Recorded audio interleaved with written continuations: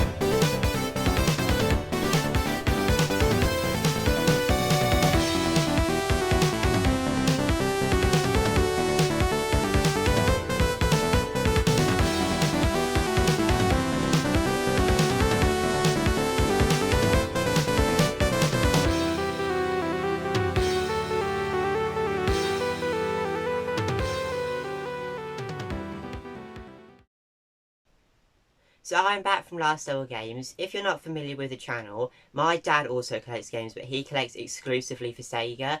I collect Nintendo, PlayStation and Atari, sort of like anything else. My dad exclusively collects for Sega.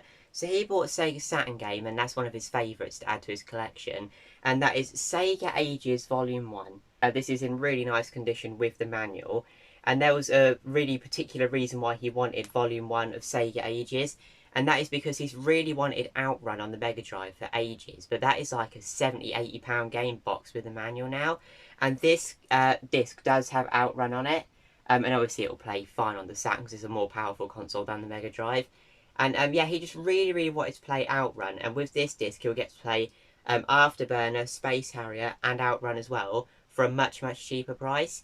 Now, he does still want Outrun on the Mega Drive. He will be keeping his eyes open for it because he still wants to have the original cartridge. But he can still play it on the Saturn absolutely fine. Now, these Saturn cases are really awkward to open. As you can see, this is complete and in really nice condition. And it even has this little Saturn information booklet inside as well. So it's really nice to see Saturn games in this nice condition, because they are really hard to find in good condition. The one complaint I've got about Saturn games is the cases are, like, really bad. I can't even shut this one. I couldn't even open it, now I can't shut it. But yeah, Sega Ages Volume 1. He's really, really pleased to add this to his collection. And also, let me know, do you collect for the Sega Saturn? As I think it's a really underrated system that not many people talk about. And also, it's a really hard system to collect for as well. So let me know, do you collect for the Sega Saturn? So the first game I bought is a PS1 game, and that is Shadow Gunner. This looks absolutely awesome. Now, it does kind of look a little bit industrial, which like looks really cool. Like, look at their mech robot things. I know zero about this game, by the way. But yeah, the manual is here in a really nice condition. Proper thick manual. Got some really cool advertisements on the back as well. What have we got here? The original Rayman, which is one that I really need to grab. Street Racer, All-Star Tennis 99, and Scars. Here we have the disc. This is in really nice condition. Literally looks immaculate. So that's a really good thing to find. And again, it's really hard to find complete good condition PS1 games. Now, as you can see, the case has got a couple of cracks in, but that doesn't really bother me. It's just having the disc and the paper in good condition. But yeah, Shadow Gunner. What is this? Shadow Gunner, The Robot Wars. I know zero about this game, but it does look really, really fun, and I can't wait to play it. As you can probably tell from the pickups lately, I've really, really been enjoying collecting for the PS1. Now, the PS1 isn't the sort of console that I go for the really, really expensive ones, because sometimes I like going for the more expensive games, but I am one of these collectors that won't buy a game because it's expensive, if you know what I mean.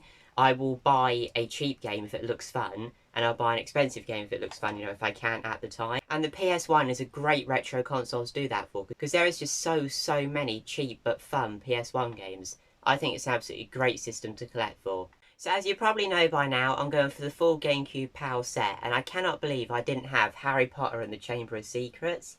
Now, I'm not into Harry Potter whatsoever. I really, really don't like it. But this was only £4 and it's box complete and in really, really good condition. And it's so relieving to be adding cheap GameCube games to the collection still. I think I've got probably 170 titles now, maybe 160. So to keep finding ones this cheap that I need to add is really, really good. Now, this is a really common game. This is one that I've played on the PS1. It was alright. I'm just not a Harry Potter fan, so I'm not going to rate the game overly highly. But it was quite a good game for what it is. And I've got to say, I'm not sure about the graphics on the GameCube version, but I thought the graphics on the PS1 version was really, really good. So for £4, I was really pleased to add Harry Potter and the Chamber of Secrets to my full GameCube set. Next up, we have a box complete PSP game, and one that I've never heard of and never seen before, and that is Flat Out Head On. Now, as you probably know from watching the channel, I love my racing games, and I really do enjoy collecting for the PSP. Again, I think it's a great console to collect for.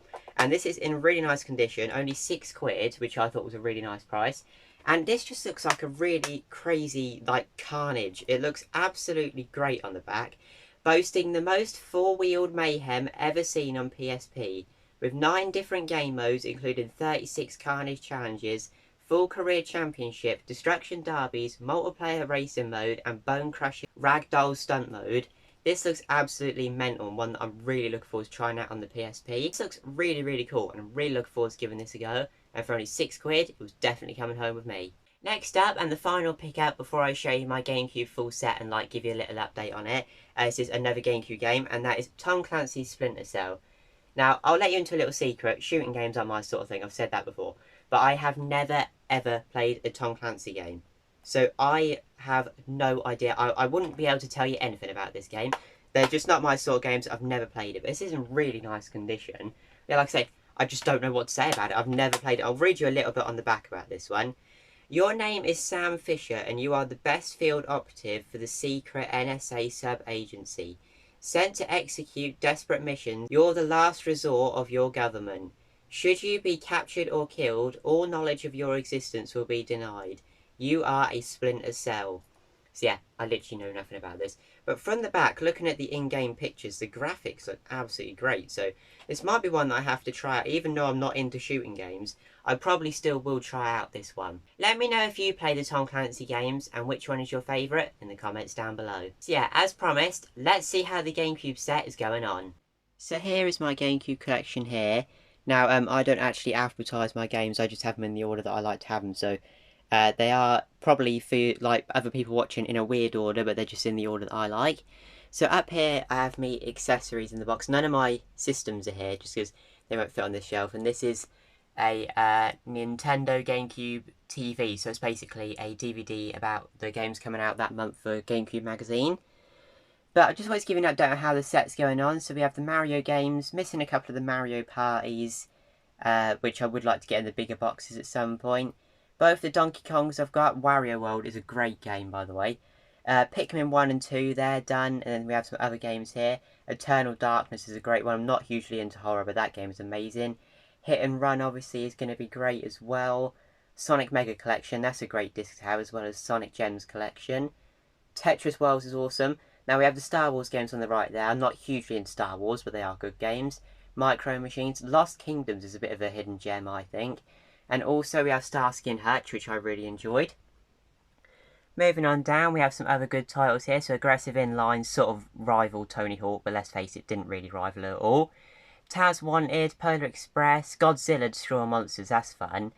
18-Wheeler, the Spider-Mans. We have a few James Bonds there. We have Beyblade V4 Sphinx, that was a really good one. That's quite a cheap one as well. Spyro, Enter the Dragonfly, and also The Wrath of Cortex are both really, really good games.